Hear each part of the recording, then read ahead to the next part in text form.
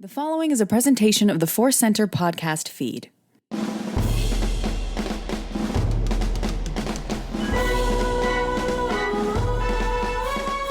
From the center of the galaxy, this is the Force Center podcast feed. I'm Ken Napzok for another edition of Star Wars Ranked, the 110th edition of the show in which we, with a good, cheerful heart, rank things in Star Wars. It's not too serious, but it also is everything to us. That's what it is to be a Star Wars fan. And with me today is Joseph Scrimshaw, ready to rank. How are you, friend? I'm doing well. I'm trying to make sure that my heart is cheerful and not grumpy. Don't want to have a grumpy heart on your show. You don't. I don't like I think you and I are similar, which is why we work so well on the Force Center. I love ranking stuff. I love going, yeah, I think I put this one above. But there's so much of that, like, you got to get rid of one. And and if you put something number 2, it means you hate the thing at number 3. And I'm just like, can we all just enjoy this? Which has been our theme for a long time here in Force Center, but it's just even more so lately. Yeah, no, I know exactly what you're saying. This show is always a sharing of things that we love, and not a declaration of which things are dumb. Well, and kudos to the Force Center fans who have number one have always got that. And sometimes you do, and we want to hear. You can tweet back to us and use the hashtag Star Wars Ranked and join the conversation, as we'd say. And it's always just been, and that's a credit to our fans here. I always tell the story of a couple years ago as a joke. I ranked my top 10 fast food hamburgers, and the people that came out of the woodwork to fight with me on where I put the double Western bacon cheeseburger or whatever. I was just like, I can't anymore. So this is just a wonderful conversation with numbers and lists involved. Yeah, and like obviously you can have you can chemically break down burgers and analyze which is best on I don't know a chemical level, but like those are literally taste buds in your mouth that are yours. Yeah. Like, I get grump. I don't like In-N-Out burgers that much. I think they're overrated. But again, it's because of the specific taste. Star Wars, everything has a specific taste to our Star Wars taste buds, and that's what we're here today for. I can't wait to put these Star Wars things in our mouths. Well, hey, I'm sure as a kid I put a Kenner figure in my mouth at some point. So, oh yes. Yeah. So here's today's episode. This is our favorite interior locations. We're going indoors, and this happened. I love it. Sometimes we bounce ideas back and forth, and I just wanted to maybe go our favorite locations in Star Wars, and that could be a lot of things, and it's very much in the movies or shows too, animated shows. But just what are the locations? What are the things that happen there that we love? And you came back with a real specific note that I thought really am excited to get to. And we're going indoors. Our favorite interior locations. That's not spaceships. We're not necessarily going to go hang out in Lando's closet on the Falcon. Though it's a great spot to hang out in. This is Joseph. Correct me if I'm wrong. This is like actual physical indoor locations in Star Wars. Yeah, and I thought that it might be fun since we have all spent a lot of time indoors, and we are heading towards the hopeful moments where that is going to be wrapping up. But for me, it's definitely reflected. I've had the opportunity to reflect a lot on what kind of indoor experience do I want? What kind of spaces make me happy? Or in the case of Star Wars, kind of light up my imagination in that, like, ooh, where would I sit if I lived there? Where would I put my television if I lived in that Star Wars space? Oh yeah, that's great. Yeah. But also just, which ones are cool too. Yeah. And just inspire some stuff and make things. So as always, we're going to work our way 5 to 1. We'll have some honorable mentions. There's potentially a lot of honorable mentions, but we'll get to that. So without further ado, let's dive right in. Joseph, what is your number 5 favorite interior indoor location in Star Wars? My number 5 starts with a space that I think I probably am just relating to right now. It's a space that has lived in my imagination for a long time, and it is Obi-Wan Kenobi's hut on Tatooine. There it is. Yeah. It's just I think we do get to see in Star Wars throughout. We get to see a ton of different living spaces. But this is, of course, from the original film. It is the home of one of my favorite characters. But I also just I love imagining Obi-Wan. He's going to be on Tatooine. He finds a place reasonably close to Luke and the Lars, but still a hike away because the Lars don't want him, camping out, right on the farm. Uh, and then how much it's decorated, right? We really looked at it.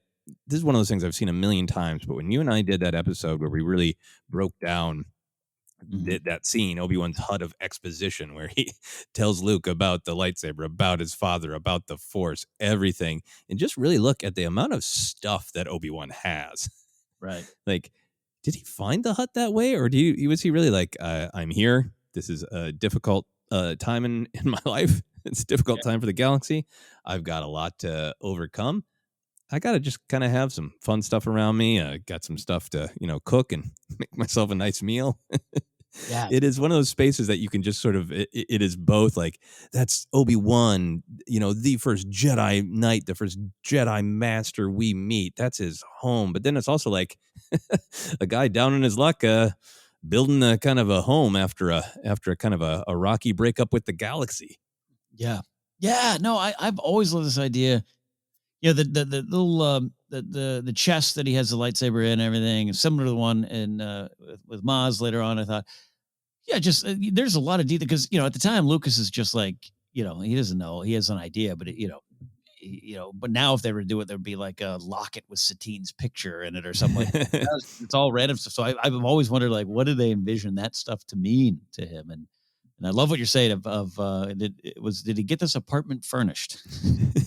But he just slowly collects stuff because there is a lot going on in it. I'm pulling up a photo as I look, but yeah, it's got a great mood, and I think, like I was saying, some of the things on my list are just aesthetically amazing spaces or spaces Yeah. I'd like to take a tour in.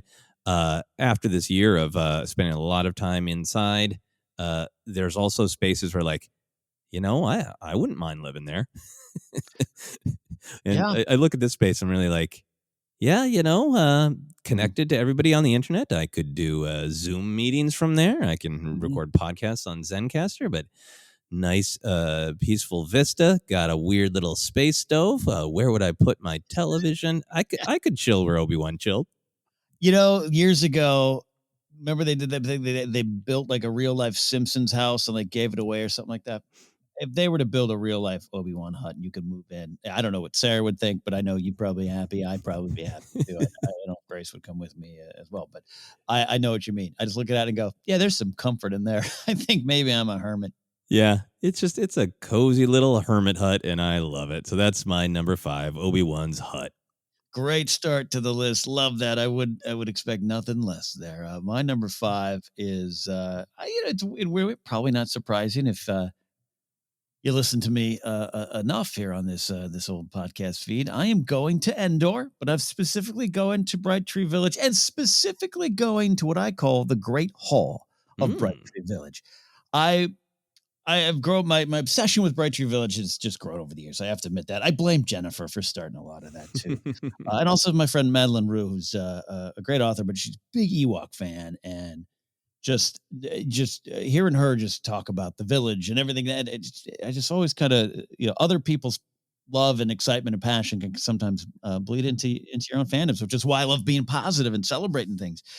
So I love everything going on there. I love you got the big speech, you got the walklings, you got 3PO telling the story, stating hey, this is the reason you should help us. We're connected. We fighting the same enemy. You got Han and Leia kind of listening, and Wicket kind of comforting them on the sad news. One of my favorite little moments. Luke in the back. There's so much going on, but I love that. Really, this is the spot where Chirpa probably rules. Gray's whispering in his ear. And this is all presented, Ed. It all comes down to those two deciding to help, right? Like, this is a almost medieval. This is like a Lord of the Rings, Rohan, Great Hall, or someone Game of Thrones or anything like that.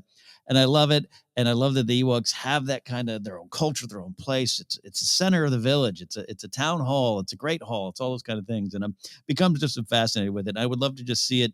Um, not that I need a Lego play set of just the hall but just like I'd love to see what it actually looks like and get a little scope. And I just love it. I love it. I'm obsessed with it, and I just love that there's a important decision that happens inside that great hall. Yeah, there's just something very I love everything you're saying about it. It is a medieval hall and a decision is being made, but there's still something sort of like warm and cozy about it, right? I think it's the fact that it's you're up in a tree and this is a community's place to gather for story and decision time. Mm-hmm. And it's such a great moment in the middle of this big, breakneck action movie adventure serial where 3PO is just honestly like, here's all the crap we've been through. Yeah. Here's who these intruders on your planet are. Here are the people who are threatening the soul trees. Here's the pain that this guy Han Solo that you were going to eat. Here's what he went through.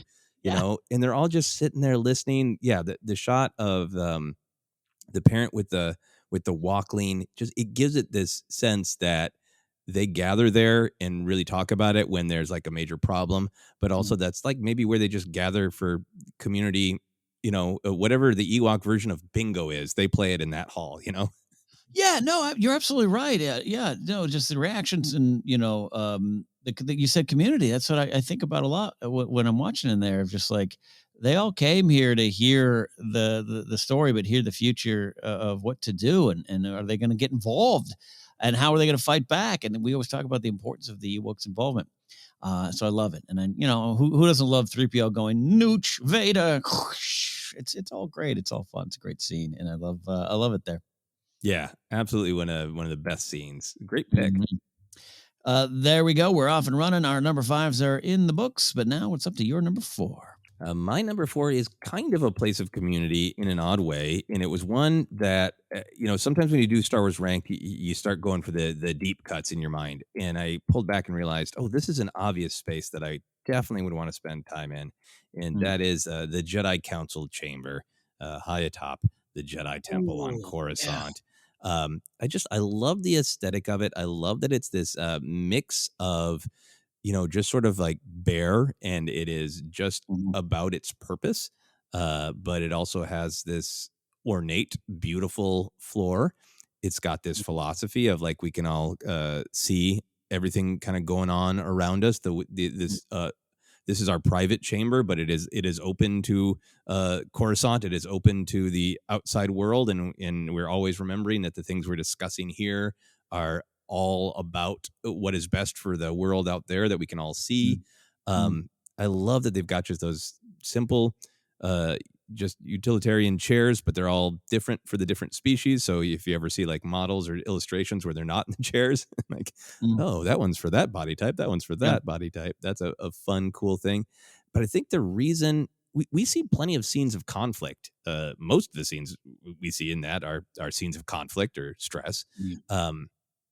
But I think also for me, I react to it and have this desire to be in it because it's like representative of the way I like to communicate with groups. This is kind of a weird pull, but go with me on this. When you like go to like a big gathering at like a bar or whatever, I always love it when people get seated in like a large round circle instead of like a long table where it's like, I'm here with 17 people and I'm talking to the 4 that are next to me or across from me, and that's it. And it's like I didn't even go to dinner with Dave down there, And a circle of conversation is magic. Everyone can see one another, and it doesn't as often break off into separate conversations. It becomes this weird community thing where you're all talking about the same thing and you're all having this true communal experience, and everyone who's there is there. And I'm definitely, and I think a lot of people having, as we're preparing to get back to the world, the old social anxieties are amplified. And I have certain social interactions with groups where I just feel electrified and I just feel so much better for having had the social interaction, and other times where it's stressful. And for me, a thing that makes it not stressful is everybody sitting around in a circle. We can all see one another. We can all share the same topic, and the conversation becomes great because everybody's given their input. And the Jedi Council chamber strangely makes me think of all that, because if I had my way, I would just make large groups always sit in circles. No, I do. Yeah, no, absolutely. I loathe the parties where you get stuck. You might get stuck with a dud. I'm sitting across from Bob's accountant friend, and no offense to him, but I'm here for Joe. Like, Right, and you can hear the conversation that you want to be involved in on the other end of the table, or vice versa. yeah. And then half the time you might you end up becoming friends with Bob's accountant. No, everything you're saying about the chambers is so right about the Jedi themselves. It is for its purpose. It is to see the world around them, to make these, but it has history, but it's also directed to the point. It's so well designed. Down to the individual chairs. Always, I've been obsessed with in the sense because I love those little weird logistics that we don't get to deal with in Star Wars. They're just like, who comes in and goes, all right, Oppo Rancisis has just been promoted. What chair does he need? I love the idea, of like Jedi carpenters who are just waiting, like who's going to get promoted because we need to make their chair. Yeah. Or Obi-Wan, can you come here? What? It's your. We got to measure your butt. All right, come in here. Is that Are butts from Stu John different, or are those okay? Yeah, and it's I don't need those answers. It's always half jokey, but I love thinking about that kind of stuff. And does at one point does Yoda sit in one of those little egg chairs and go, right one? This is not another size for me, please. Like, I love that. Yeah, it's great. It's great. And I know that there is also that the element of the Jedi Council chamber that is like, the hot seat in the middle, the standing there, right? And there are definitely some dynamics there, but that's fun too, to imagine okay, when you're in the chamber, and you're not on the council, exactly your place, where to stand, and what this is about. I don't know. It's just a space that you see used in such a traditional way where there's no ambiguity about where to stand or what's going on. Love it. That's great. That's a good one. My number 4, Jedi Council chamber. Well, my number 4 ends up being kind of maybe on the opposite end of that. I didn't intend that. But this works and syncs up nicely. Today, we're kind of surprising each other. A lot of times, sometimes we'll submit the list and we know what's coming. Today, I'm surprising Joseph here a little bit. This works up. My number 4 is Vader's isolation chamber. On the Super Star Destroyer. So it's a location inside a location. I'm obsessed with it as a kid. Obsessed with, what goes on in there. Vader just kind of, hanging out. Is he playing video games? What's he doing there? Because he could communicate. So is he having meetings? Is he taking calls? I understood early on it was a meditation chamber that was probably explained to me. I saw Jedi first, so I knew what was under there. When I saw the reveal in Empire, I wasn't like, ooh, what's under his mask? I knew. I was like, hey, it's Sebastian Shaw's there. So I just love it. And I just love that people know it's there. And they have to wait. And there's a whole process to it. And the sounds, everything. It intrigued me as a kid. And I don't have like what are they? You can get those kind of like chambers to sleep in or something like that. I don't have those. Don't have a desire for that, but I do kind of want a full replica of these. If I could just play my MLB The Show on the screen there and a little, like I'd put this in my backyard. Oh yeah. You can get those like detached, like shed office things that have like lights and electricity and everything. Cost a lot of money. I'd want the Vader isolation chamber. That is totally understandable. Yeah. So, and it's the opposite. It's literally the opposite of what you're describing with the Jedi Council. Yeah, I mean, it kind of makes sense that like, yeah, we want you as a Sith. I mean, Jedi would certainly like go alone and meditate, right? But the fact that it's isolation, it is very Sith-like, like go in there and stew on what you're angry about. Yeah. Which I'm sure is not the way you would use it. No. Well, it depends. But no windows. You choose to communicate with, you can't just see the world. The world's not coming to you. You get to choose. There's a lot there, and we can get into the symbolism of it, but also just one of those little thoughts of just like, because there's just so, it's not like he's just sitting in, there's things to do in there. Oh, yeah. Like, what's Vader doing? He's got a Game Boy. Yeah. It's also such a power move, right? That when he calls people to wait for him, and the whole thing opens, and then he rotates his chair as if to say, I was facing another way doing another thing, and I had to turn around to pay attention to you. Yeah. I was busy, man. He's as clumsy as he's as stupid. Yeah, and then conversation over, right? Yeah. Oh, you meant our surface Zach. Chair turns around. Yeah. I've been thinking about this a lot about how much we I think many of us crave feeling connected. Yeah. But then sometimes we crave feeling disconnected, right? Yes. And we live in a time where your phone can beep 8 different ways to let you know that people are reaching out to you. And I think sometimes people just want their totally alone time. I think there's this fascinating thing going on right now where for a long time people have kind of been down on email because it's the thing Mhm. where all these messages flood in, but now those are texts, and now people are starting to go. I saw my first tweet was like, uh, what? Why do I want texts that turn off for for hours at a time so that people can't reach me? It's like it's not the emails or the text. It's not the medium. It's the being able to be reached Yeah. by everyone at all times. And that's all I can think of right now when you are talking about this. Of like that would be like the Vader isolation cage would be some sort of like a Faraday cage where like no signals would get in, right? So when you Ken are in there doing MLB, that's Mm. it. That's it. That appeals to me. Yeah, yeah. It's like you remember. Yeah, I remember coming home from dinner and you'd see. Let me check messages to see who reached out to me. It was a different time, kids. Different time. And I think a little bit of Vader. Yeah, and there's and the bravery it kind of takes to go bother him.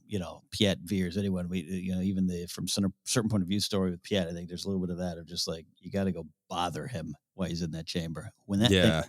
you don't know what you're gonna get. Yeah, Vader was just in there listening to Fleetwood Mac or whatever band Vader loves. Yeah. Tusk. What Veers? That's a great choice.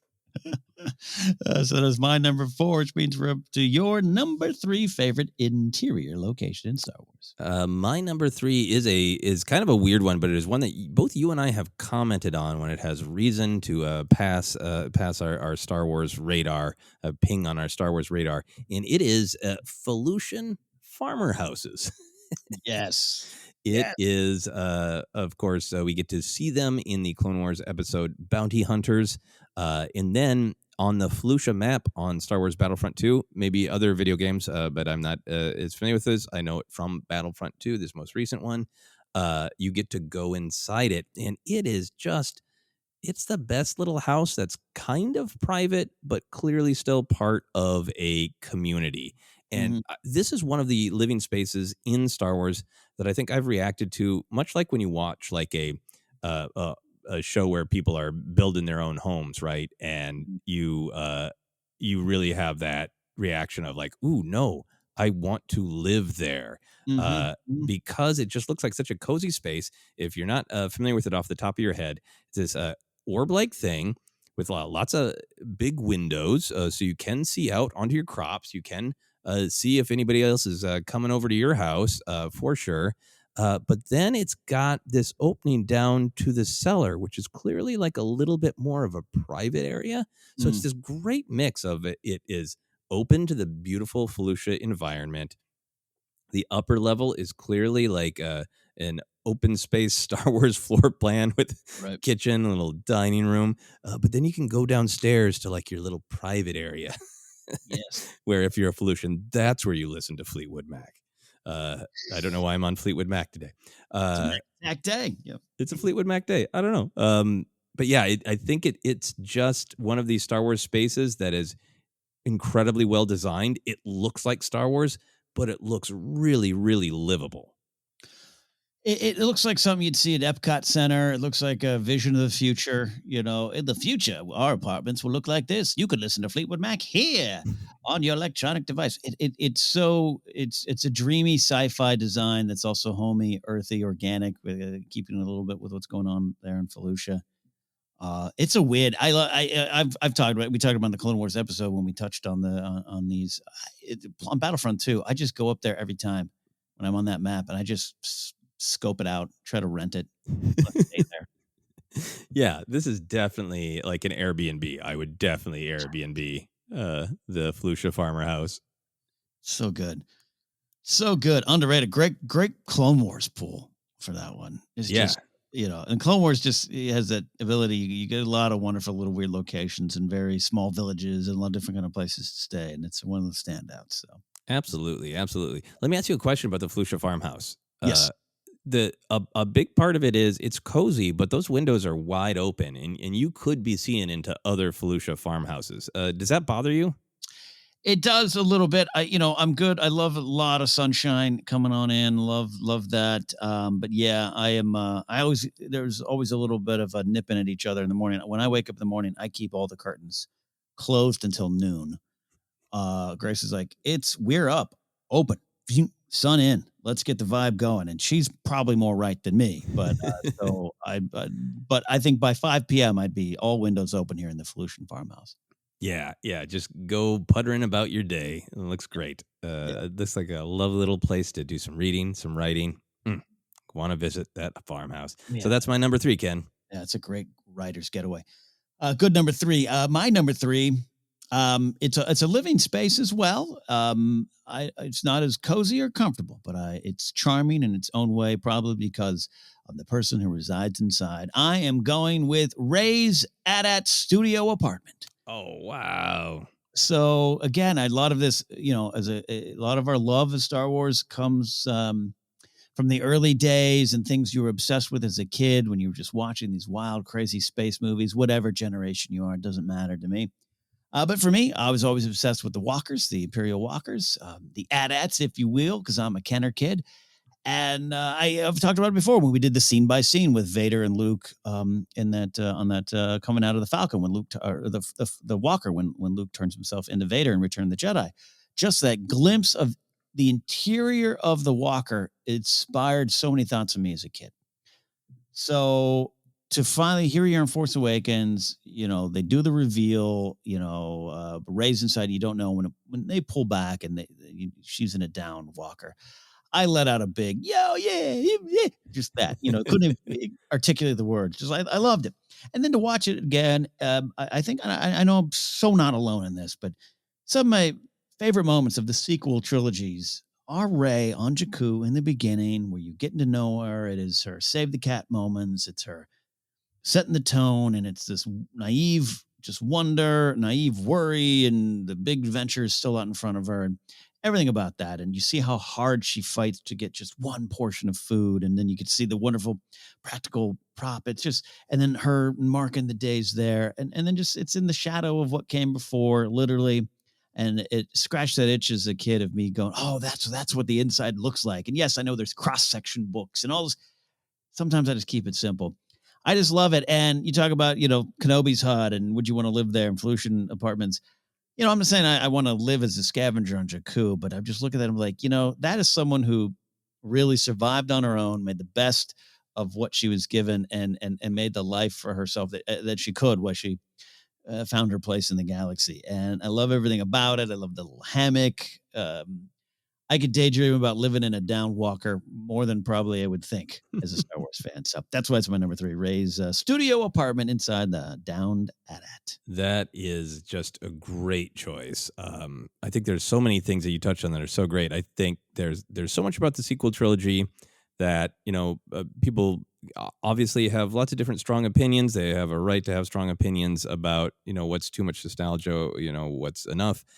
But to me, it's always framed from the perspective of that is one of the things that the sequel trilogy is explicitly about. And this is one of just the real visual reminders of that, of there is a corollary between fans who grew up with Star Wars, no matter what era, as you said, you started growing up with Star Wars, and how could the shadow of hero worshiping Vader affect you with Kylo and with Rey? How could growing up with Luke Skywalker as a myth affect you?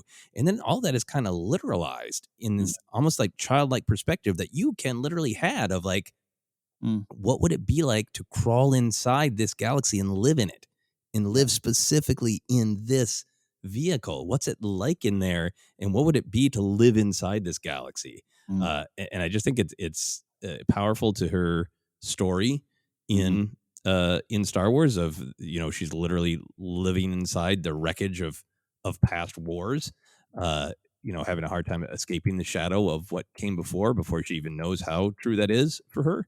But then there's also just this kind of great meta element of that is partially what the sequel trilogy is about, for better or worse. It is about this next generation kind of being like us and living inside the galaxy, and living with the legends, living inside the vehicles of the past. eating some rising space bread, dealing with the past while you look to the future. Yeah, it's all there. Love it. Great description of that. And I don't think we have a lot of merch of that. We don't have the Ray inside Adat Walker apartment playset, but I wouldn't mind that. I wouldn't mind. Yeah, absolutely. Yeah. So another thing for me that I really respond to, it's such a limited space.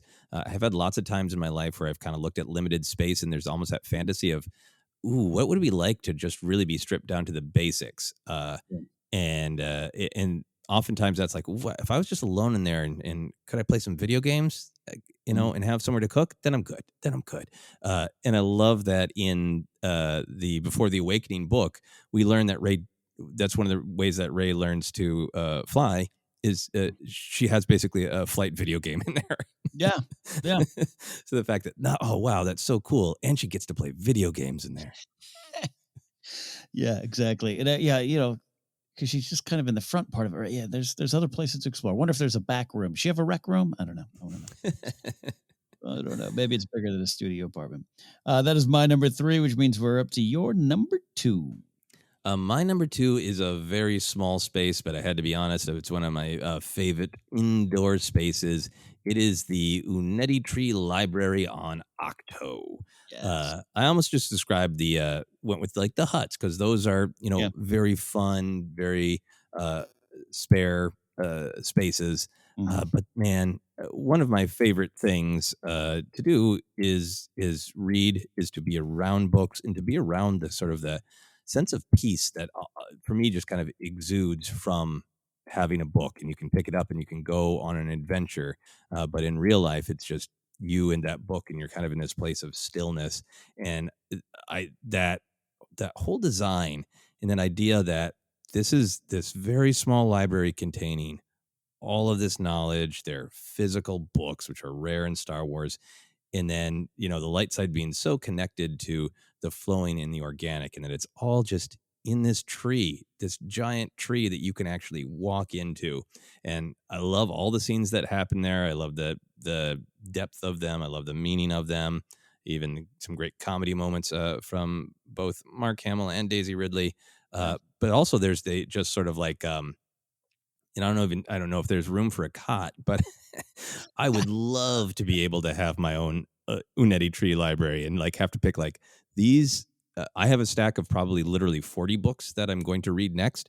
Yeah. And if I was really like, okay, you can go sit in the tree, you can bring only 7 of you're going to read next, because that's Yeah. all the room in the tree library. You just bring a little stool, or maybe there's a little bit of gnarled tree that's very comfy to sit on.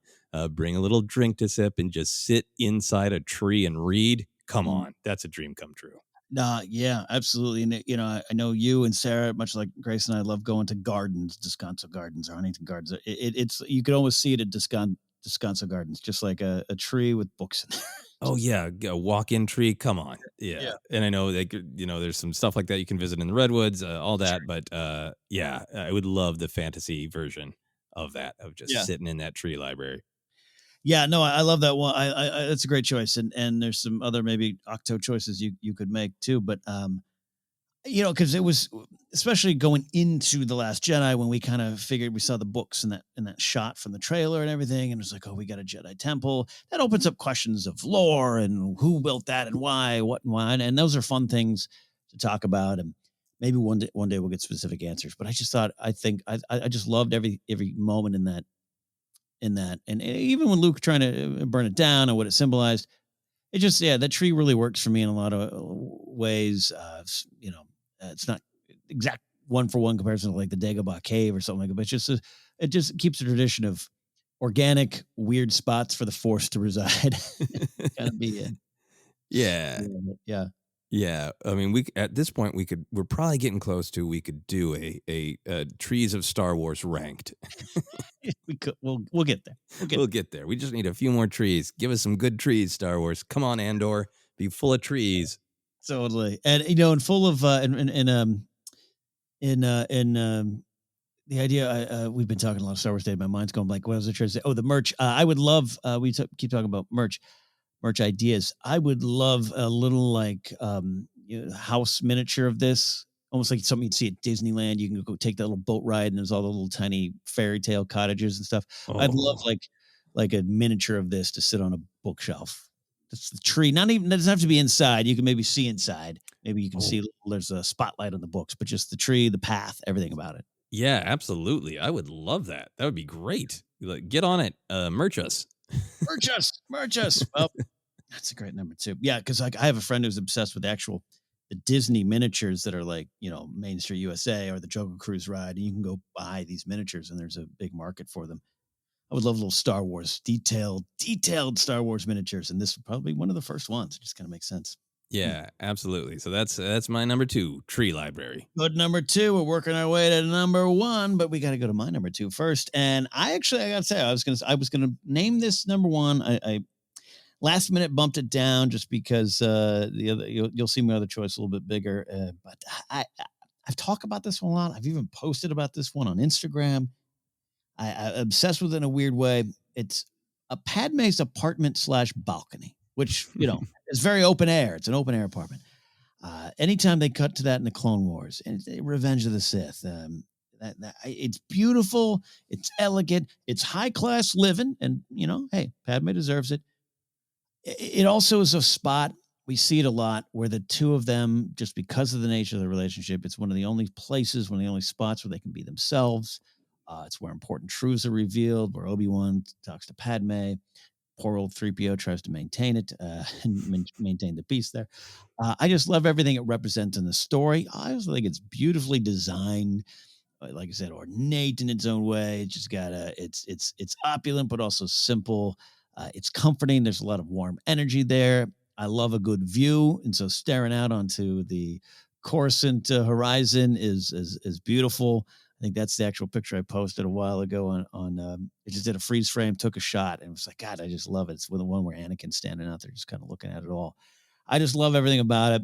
And I still root for those crazy kids. I still wish they had a better outcome. I still do, and I still see those moments. And there's some great Clone Wars moments where he brings take home sushi, and they do a little smooching, and it's all there. And I just love everything about it. We love Padme as a character here in Force Center, and so I always go to where Padme got to be herself, and I really love that location.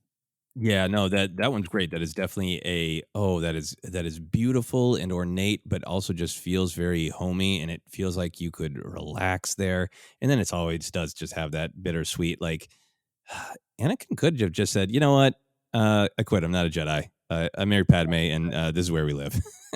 Right. What do you need done around the apartment, Padme? You know? Yeah, and look, I love entertaining. And that's a great entertaining space. Imagine come on out to the back balcony and see the world. Like that's Yeah, and we're heading toward a good episode in Clone Wars Report where we get to spend some good apartment time. It's true. That's true. So, like I said, I don't know. Maybe it's a weird choice. But I just love what it represents, and I love a good couch, and I love a good cushion to lean on, and it's got a lot in there. So, Yes, one of the best couches in Star Wars. another ranked yet to be done. All right. Before we get to our number ones, we're going to go over some honorable mentions. What do you got, sir? Yeah, so my number one honorable mention was very close for me. I bumped it for the Jedi Council Chamber. Is the Jedi Archives because I realized I Oh was yeah, mostly just creating places, quiet places to read. yeah. But it is one of my absolute favorites. I love the design of it. I love that kind of peaceful blue, but I love what it symbolizes that Mhm. the light side of the force is for knowledge and defense, and this is a place that is just all about knowledge. It Mhm. was in Attack of the Clones. One of the things that I loved the most is really getting to see how the Jedi live, see a different Jedi space. We get to see so many different great scenes in it during the Clone Wars. Some great stuff in the Vader comic with Jocasta Nu coming back for archives. It's a space that's Mhm. just kind of grown in importance. There's a couple spaces in Disneyland that are made to look like it. Yeah. So just I love the idea of what it is, and I love the actual aesthetic of it. And I would love to go out and just check out some books and chill. Hey, look, there's a theme. Joseph's favorite book spots in Star Wars. This is a future solo rank will do. Great choice there. A couple others on your list. Yeah, for me, Luke's garage. It's Anakin visits it, but I really Yeah. like just the vibe of that. Of like, Mm. here's where I kind of do some of my chores, but here's where I hang out and dream about the future and play with my model of my T-16 Skyhopper. Zoom, zoom, zoom. I can't go flying now, so I'll stay at home and play. Zoom, zoom, zoom. So great. It's so weird too, when you really think of that moment. I'll still grab a Lego ship or something to pretend to fly it.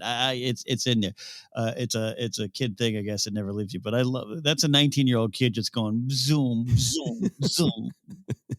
It is like in the real world, you'd be like actually building Lego, Yeah, yeah. You would, yeah. That's a relatable space. Yeah. I really like, just for something that's just way out there different, the Camino Spoon Room. Speaking Mm, of great chairs of Star Wars, just yeah, that this strangely off-putting. It should be calming, but somehow it isn't. At least to me, the yeah. glowing white room, and then the chairs lowering from the ceiling.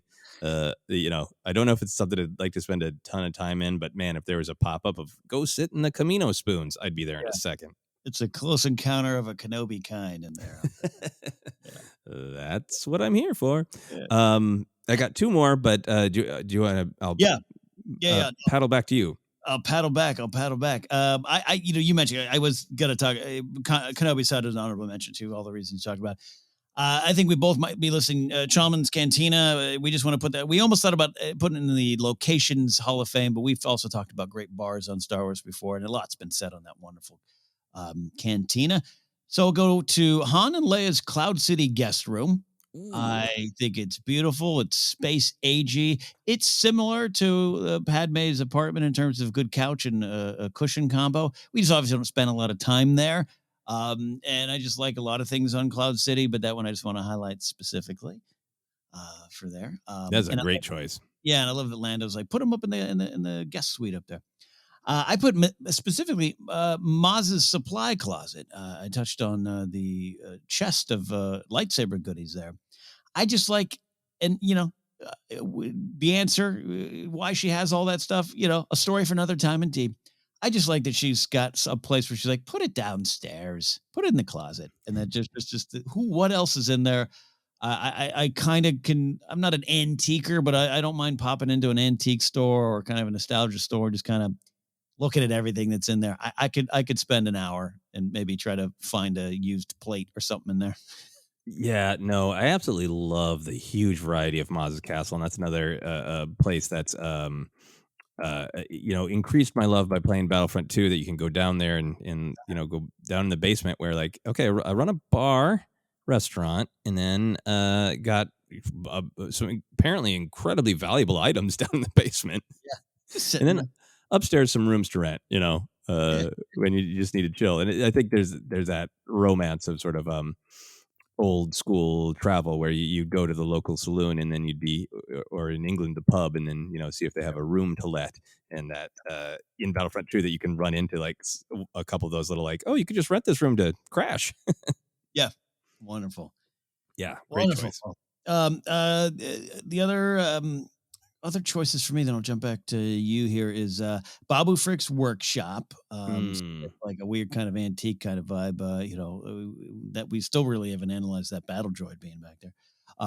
So I like that one. The data vault on Scarif, just specifically in terms Ooh. of design. Is it practical? I don't know. But the Empire definitely wanted to make it hard to steal things, and they did. And just the fact that you got the carnival kind of system to get a plush teddy bear, you have to get to work the levers. Like, I mean, wow, they really put a lot of thought in that, and it's like a lot of things in Star Wars. It's a wonderful design, and it's a beautiful design. I just don't know, is it super practical? And I don't need it to be. I just like it. No, it is firmly in the camp of why does it work that way? Because it looks cool. That's why, Yes. and it does look so cool. And I love the idea that you could go in there late at night and like spin it and Yeah. and Hold just on. grab a plan and see what horrific imperial plan you get. I put in 5 quarters. I couldn't even get this Project Stardust out, man. Good. It's rigged. It's rigged, I say. Final one for me. I can't remember if we talked about this on the bar episode. There's a chance we did when we did our bar crawl on the main show. I wanted, but it's outdoors, but I count it as indoors. It is the bar on Savareen. Ooh, yeah. Because I love too that just a pub is kind of the center of the village. Every plant you need one, and even on Savareen, where it's some maybe some dire weather conditions or a lot going on, and it's also run down and overlooked. There's a lot going on there. They still know that they need a good bar, and they got a barkeep and a tap, and I love it. That is great. Yeah, I kind of tried to keep myself away from bars because we did that very long bar crawl where we visited a lot of places. And if I did not keep myself in check, every location would be a bar. But I'm really glad that you highlighted that one. That's a great one. Yeah, and it's important. It's important for Infant's Nest to be like, I can't hide anymore. Let's get a drink. Yeah. That's my list. What are some two? You said you had a couple more honorable mentions. Yeah. So I'll just throw this one in, which wasn't on my list, but we should just acknowledge it. The Lodge on Vandorp. That's a pretty great bar. All that wood, beautiful. The other two from my list is the Mandalore Throne Room. It's designed so well to have like such an aesthetic that is different, that is world building. It's got the great art. It's got those big, high, sort of gauzy windows, and so many important, cool, interesting scenes take place in that room over the whole course of the Clone Wars. So that is definitely one of those places. Like, I've been to a couple of like castles or big stately houses in the UK, and if you could visit that would be like, look at this beautiful room, isn't it so lovely? Here's the history of this art. Also, here's everyone who's been murdered in this room. It would absolutely be that kind of tour, which you can get in real life. Love that. Great choice. Final one for me is it's definitely got some outside elements as well, but it's the Lake Veracino Retreat on Naboo. It is, of course, the place where perhaps some of the most discussed scenes of Attack of the Clones take place. Romantic dinners, awkward fireside confessions of love and desire. All sorts of things happen there. But when I was looking through this list, I was like, I gotta have the place that would be like one of the really honest, like if you're just gonna actually go on a vacation retreat, where would you go? And like that place is pretty damn beautiful. It is. And I was thinking some Naboo stuff might make the list and should, and that's a great choice and much talked about, for better or worse. But yeah. All right. Those are our honorable mentions. We are ranking our favorite indoor locations, our interior spots of wonderment and dreams. So we're going to go with my number one to close it out. And there's not a lot of wonderment or dreams in this one. Well, dreams, maybe visions. I don't know. I can't shy away from this one. It's where my favorite scene in Star Wars happens. It's where a lot of important things go down, and there's a lot of questions to ask about it, and that is the Emperor's throne room. Oh, wow. Gotta go there. The dignitaries are hanging out. Now we know there was also a side storage spot, which I accept. I actually love that in Rise of Skywalker, because the Emperor would be like, hey, I got some things I want to store up there. Can you put it in there? And what I love about that is he had to have done that before he came to visit. And then I'm convinced that when he visited in Return of the Jedi, because that's, the Emperor's coming here, it's a surprise, the dignitaries helped move that stuff in. Oh, yeah, for sure. They were definitely directing the movers, right? Yeah, because he's got some time on there. It's not like he lands and suddenly the rebellion is attacking. But I think he's confident. He thinks that space station is going to last. So he's like, I want to move some of my things out and put it over here. He kind of has that stuff. He even has it in his own personal ships, right? I mean, Palpatine travels with tchotchkes of the dark side, so all that makes sense. But yeah, the design, the catwalks, everything about it. It's just a great place. It's a great place of action, great set piece of the movie. But just in terms of an actual set and the design, and just to see it again when it comes back on Rise of Skywalker. Whether you love the movie or not, I don't know. I just think you can appreciate that as a location. You can appreciate what it looks like, and then to watch the documentary and see those two wonderful ladies pull out the God, I apologize, forget their names, but they pull out hey, we actually went to the original designs, and this is what we did, and we built on the legacy, and we imagine if the second floor had fallen down, all that. the thought into what is a pretty important location for Star Wars. It's not the nicest. I'm not saying I want to live there, but a lot of big things go down there. I just think I think about that often, Emperor's Throne Room. So I'll put that as my number one favorite indoor location. That is really great. I think that's a great pick. I think it is, yeah, one of the most pivotal physical indoor locations in Mm, all of Star Wars. mm, And it is just, there's something about it that is like really aesthetically pleasing. I think it fires the imagination of a little kid in particular. Like, mm, I don't know if you can kind of project back to when you were a kid and you were just like approaching a really great playset mhm, or mhm. and you wanted to go on the swing and go across the rope bridge and swing on that thing and climb that tube. uh the, the Emperor's Throne Room just has that vibe of Yeah. like, oh, could you get up there where Luke was? Oh, could you get down underneath it and figure out where you want to hide? And Mm. just kind of how scary it is that the Emperor has this throne that is Yeah. elevated from everything else, and to actually kind of, you kind of have to get scary close to him if you walk all the way up there. There's just so many great dynamics to play with. Yeah, a lot. Yeah. And it means a lot. And his aesthetic is, he's got an aesthetic. He's got a look he likes, and builds it in there. So, from wondering what the dignitaries are talking about with him there to the great action that happens and the chorus, the choir that sings while Luke fights Vader. It's all there. It's one of my favorite locations in Star Wars, and that's why it's number one on my list. But, sir, we're up to your number one favorite, all-time best interior location in Star Wars. Very similar to your Emperor's Throne Room. This is the one I had to do because it is the truth. It is my Mm, favorite space in Star Wars. A lot of these other spaces are places where I want to, read books or play video games or sip drinks, and I would be happy to do that in this space. But it's not really what it's for. mhm, It is not a super comforting space, but it is just to me an aesthetically incredibly beautiful, strange place, and it is the carbon freezing chamber on Bespin. um, the just sheer strangeness of it, that it is this very industrial space, like unlike the Emperor's Throne Room, which was probably built like to be in specific shapes to funnel mm, the Sith energy and to look out over this and to look down on this. It's like, it's we built it to freeze things for shipping. yeah. This is so your fish don't rot. This is it's supposed to be just such a place of just functionality. Yeah. Uh, but in the galaxy of Star Wars, it becomes this place of great fate and destiny Mm, and just gorgeous aesthetics, right? yeah. The smokiness of it, the levels of it, the lights of it. But more than anything, for me, uh, that combination of the blue and the orange. Mhm, I really love complementary colors, and blue and orange gets used a lot now in a lot of design. It is almost to that point for a lot of visual stuff where sometimes people are like, we can't.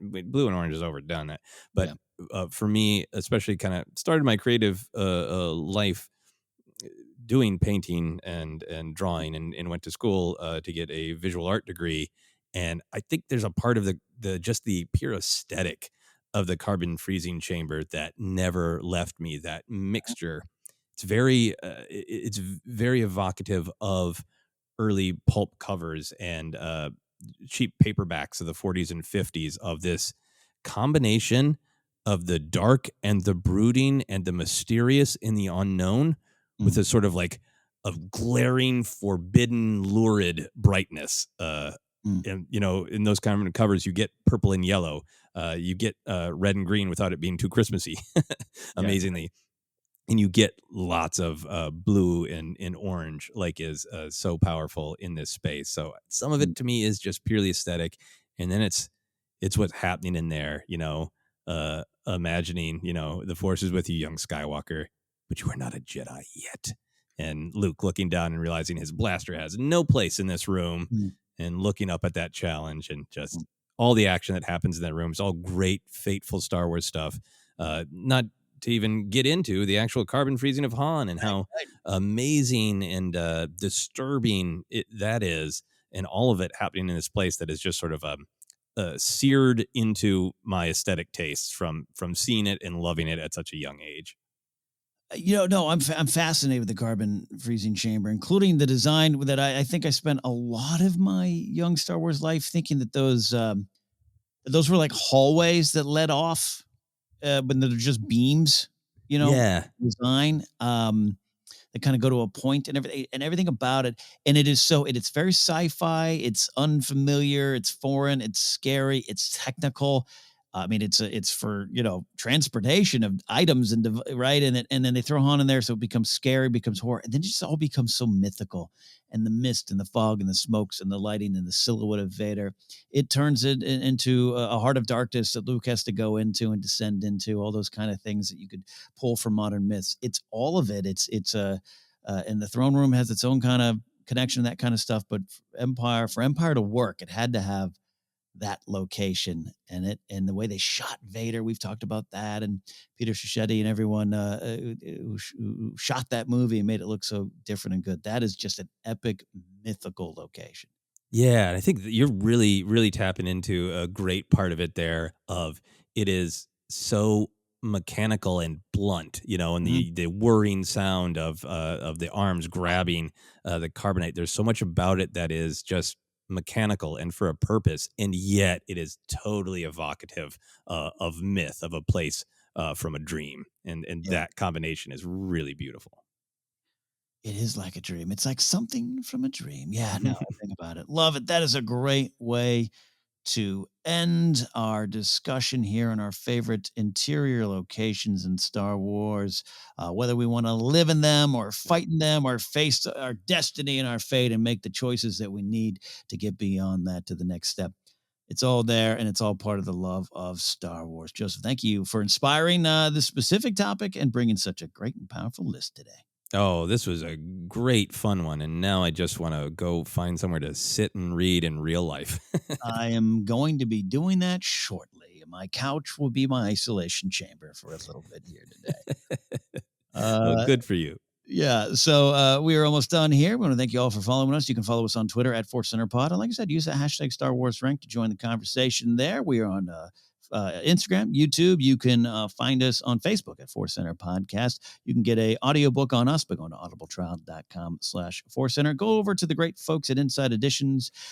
Get a book there and use the checkout code FC35 and get 35% off your order there. You can get merch from us at tpublic.com/user/Force Center Podcast, available in a lot of different spots, but try Amazon Music or Spotify if you want a different place to listen to your podcast than the old standbys. And then, of course, you can support us directly at patreon.com/Force Center. I'm Ken Napzok, and you can follow me at Ken Napzok, or go to my website, kennapzok.com, or check out the GPA.fun and check out some of the stuff we're doing over there. Just where can they go to follow you, including maybe some of your visual arts? Yeah, you can follow me on Twitter and Instagram at Joseph Scrimshaw, and you can check out my website, josephscrimshaw.com, for all sorts of other comedy adventures. I should put some pictures of my random weird paintings that I still have up on the website. Maybe I'll do that eventually, and you can see the one that is a squirrel that has the same color scheme as the carbon freezing chamber. All that on my website at josephscrimshaw.com. Check it out. Check it out. Thanks for listening, everybody. We'll see you next time. Star Wars has been ranked.